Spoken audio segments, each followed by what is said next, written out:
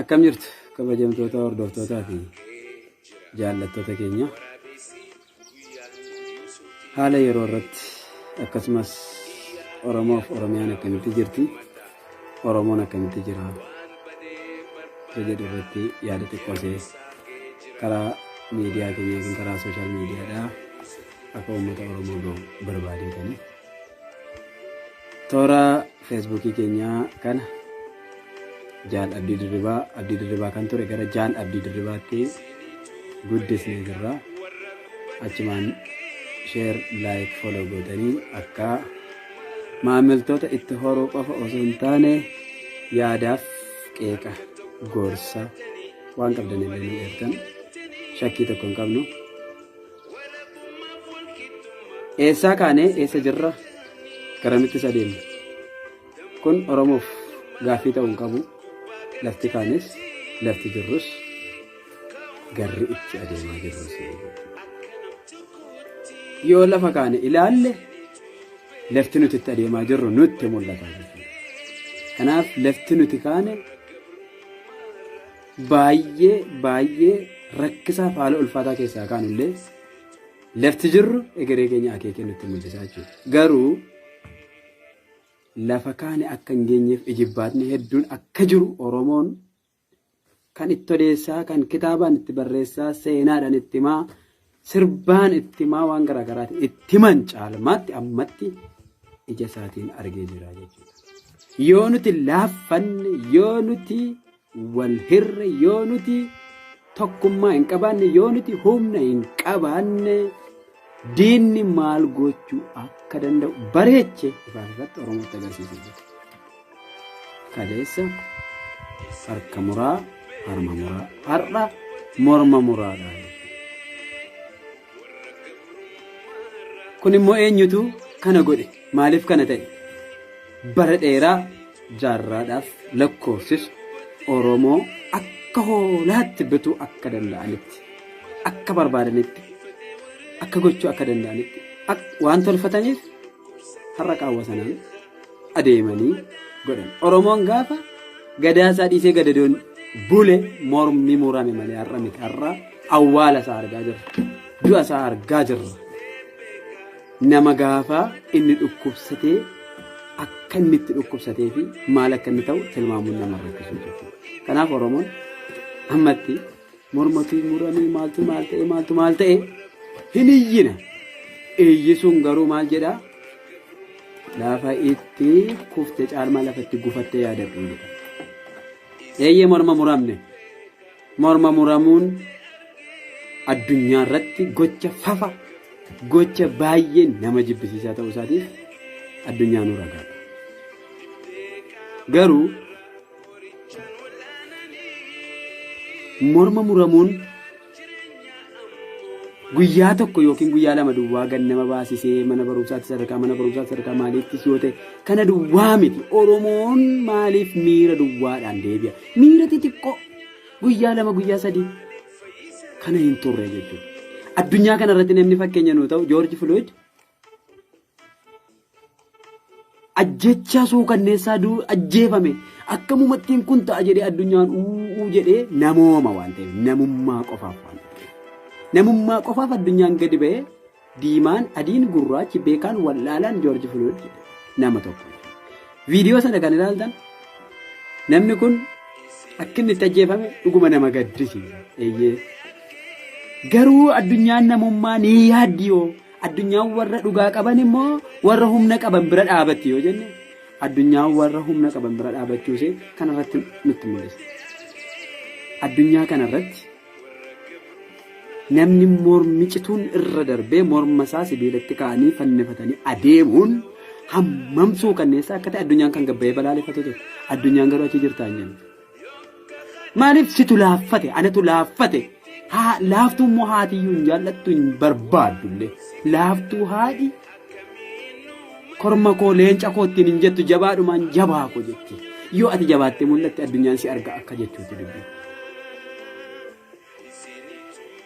Har'as nu biraa hin dhaabbanne kaleessas nu biraa hin hafne biyyi Itoophiyaa jedhamtu Oromoo cabsuudhaaf Oromoo balleessuudhaaf Oromoo akkan taane gochuudhaaf waan tumti isheen hin godhin hin jiru seexanaan illee waliin ni galti.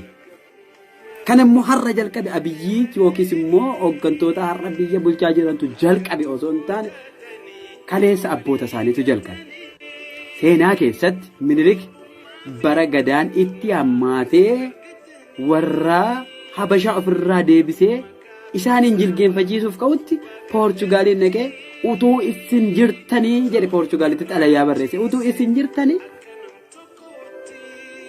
kiristaanni fi Itoophiyaan baduudhaafi yeroo sana kiristaanaa fi Itoophiyaa oolchuuf osoo hin taane Oromoo balleessuuf Poorchugaalonni dhuguma godhanii qawwee 520 ergisanii. Similaarii har'asaa wanti argaa jirru wanti wal fakkaatan argaa jirru Turkii irraas ta'e Chaayinaa irraas ta'e maal irraas ta'e biyya kamii wajjin seexanaa wajjin illee walii galee olaantummaa yookiis immoo Oromoo gadi qabuu irratti har'as wanta argaa jirtan sun immoo maa'inni nuti Turkiinis Chaayinaanis abbi fedhayyuu warra gadi qabu ta'uu hin qabnu warra du'a injifate yoo taate bilisoomte. Yoo sodaa du'aan injifatin yoo sodaa rakkinaan injifatin yoo sodaa beelaan injifatin biyyi tolatti bilisoomte addunyaa kanarraa seenaa keessa hin jiru jechuudha. Sodaa du'aa warra injifateedha. Warri sodaa du'aa injifate bilisummaa isaa ni falmata. Warri sodaa du'aan injifanne garuu biddeen liqimsuu yoo ni rakkata. Biddeen qulqulluu qodaarra jirtu fuudhee nyaachuuf rakkataa jechuudha.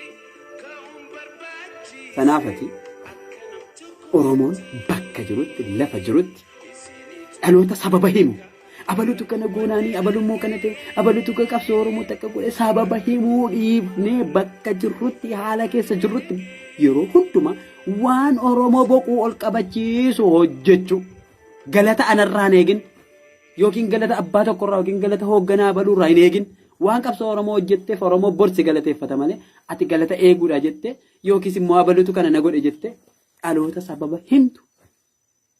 Rakkattuudha gabroomtuudha dhaloonni sababaa hiyyeessanne dhaloonni sababaa gabroomaa keessaa isa gadaanaadha sababa hima waan ta'eef waan birrii miliyoona tokko hin qabneef suuqii banachuu yookiis immoo hojii tokko hojjetee of jijjiiruu waan dadhabeef jedha garuu birrii muraasarraa yookiin haala muraasarraa ka'ee of jijjiiruu nan danda'a kun ni ta'a jedhee har'a utuu dhaloota sababa himuu taane irra ta'e qawwee caccabaa jedhamtus uleedhaanis dhagaadhaanis darbanne kilaashii arganne kilaashii irraan har'a sadarkaa waan mootummaan qabu qabaachuutti kan adeemameef dhaloonni kun sodaa du'aa injifataa waan deemeef sababa uumuu jalaa bilisa waan ta'eef har'a wanti nuyi daandiitti ba'uun nutti fideef dhaloota sababaa waan ta'eef abaluutu akka nu godhe abaluutu qabsoo keenya fuudhee achi kaayee abaluutu qabsoo kee addi bilisummaa Oromoof waraanni bilisummaa Oromoo kaleessas kaayyoodha har'as kaayyoodha boris kaayyoodha namaan hin deemu.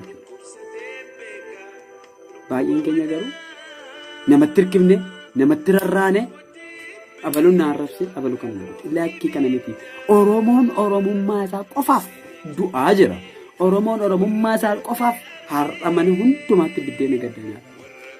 Kun immoo har'a miti akkuma sila isin jedhe akkuma sila isin hin jenne gaafa haala kana hundumaa mijeeffatan gaafa haala kana hundumaa Oromoo akka inni hidhanne Oromoodhaaf qawwee waliif soddaa godhan waliif diina godhan Oromoof qawwee walitti araarsuun iyyuu jaarsummaa hedduu nu fudhate.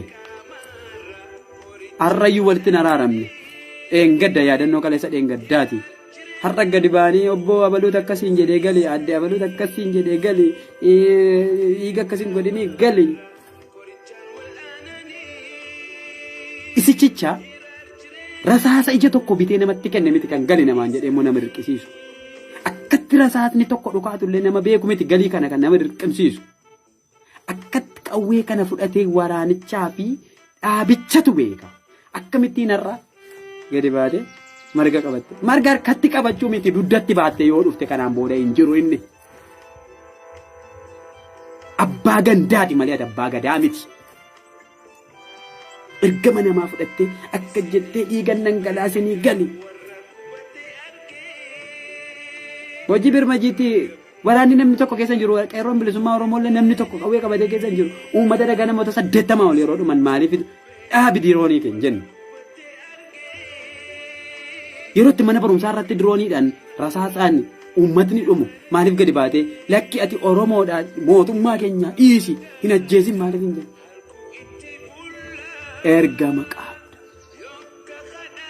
ergama warra qabantu kana iyya Oromoon kana keessaa bilisa faayidaa fi kan barbaannu wanti xiqqoo miti gaaffiin keenya namoota baay'eedhaaf qabsoo Oromoo gadi ba'anii ittiin lafa appaartamaa tokko mana appaartamaa tokkoof konkolaataa fudhatanii ol deebi'an ittiin godhatanii bubulluqu baay'ee miti garuu kan barbaannu biyya kan biyya hin qabne homaayyuu hin qabu ilmi namaa du'aansaas jiraansaas biyyaan kabajamte waan taateef biyya barbaannaa biyyattiin immoo maqaan si Oromiyaadha waraanni si waraana bilisummaa Oromooti uummanni si Oromoodha sabni si Oromoodha aadaan si aadaa Oromoo miti aadaa Oromooti isatu sarbame isatu mulqame isatu qeesaa irratti tuffatame gadi baatee ol galuun yaaddoo ta'aa jira beekamtii yoo qabaatte irra Finfinnee keessatti wanti waan Oromoo dubbattuuf karaatti reebamte karaatti ajjeefamte lafatti duutu hin beektu sana wajjin shubbista rammu baay'een namoota baay'een kana wajjin shubbisa kanaaf baay'ee dubbachuuf osoo hin taane Oromoon burjaaja'uu jalaa bilisuu qaba waa'een ganda abaluu waa'een laga abaluu waa'een aangoo abaluu waa'een qabeenya abaluu waa'een dhaaba abaluu nan galchu waa'ee Oromoof Oromummaa yoo Oromoof Oromummaan keessa kee hin jirre ati hin dhalanne yoo Oromoodhaaf hin jechuun keeyyuu soobaa jechuudha akka Oromoo jirta moo akka Oromaa jirta mana kee keessattis jireenya kee irrattis jirta ammoo jirra ammoo kanaaf maanni waan qabdu jabeeffadhu malee oduu sobaa mandara keessaa kanaan hin burjaaja'uun isin barbaachisu biyya hambaattis biyya garaagaraattis amma Oromoon wanta garaagaraa damee garaagaraa walitti uuma barbaada eeyyee beekumsa beektota jira beekumsi kee sa'aatii kanatti Oromoof yoo hin taane maa inni faayidaa beekamtiin keessa Oromoof yoo hin taane maa inni faayidaan kee sa'aatii kanatti mini sa'aatii baay'eetti barbaadamte dha iddoo ani Oromoo yookiin Oromiyaa irratti dhaladhee lafa kana dhiphisee Oromoodhaafis waan buufne du'u utuu biqilaan tokko irratti biqilee bineensa turre jiraata nama jalatti haara galfata